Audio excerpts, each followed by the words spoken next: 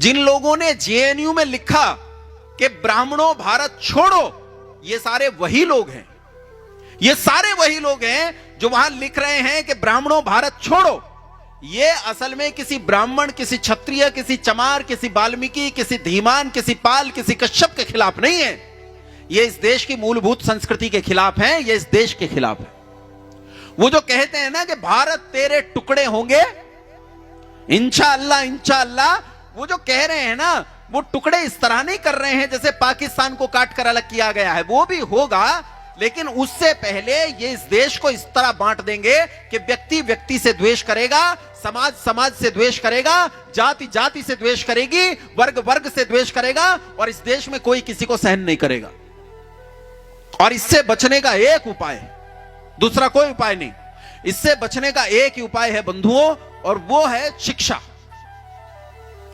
शिक्षा पर मैंने एक मुहिम चला रखी है, मैं कोशिश कर रहा हूं कि वो मुहिम अंजाम तक पहुंचे, खड़ी हो। अभी तो खड़ी होना ही बड़ी बात है, अंजाम तक पहुंचेगी वो तो बड़ी बात है। मैं उस पर काम कर रहा हूं, लेकिन मैं आपको एक चीज कहना चाहता हूं कि इस देश में आपको वापस उच्च शिक्षा को लाना पड़ेगा जो इस देश की स्वदेशी शिक्षा है। अगर आप स्वदेशी शिक्षा लेकर नहीं आए तो ये जान लेना, ये सारी परिस्थितियां चलती रहेंगी। आप इलेक्टोरल इलेक्शन में भी आ जाओ, आप पॉलिटिक्स में आ जाओ, आप जीत जाओ, आप उनमें से ही एक होकर रह जाएंगे, कुछ बदलने वाला नहीं है। वैसी परिस्थितियां बनी रहेंगी जैसी परिस्थितियां चल रही। पिछले दिनों एजुकेशन की एक नई पॉलिसी आई, NEP 2020, ये वही है, कोई अंतर नहीं, कुछ नहीं बदला।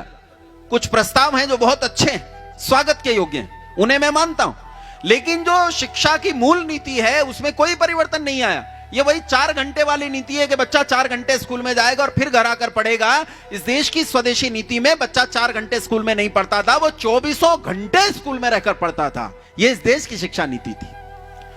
समय मिलेगा तो उस पर भी जरूर चर्चा करेंगे। बहुत धन्यवाद, आप सभी को सादर प्रणाम।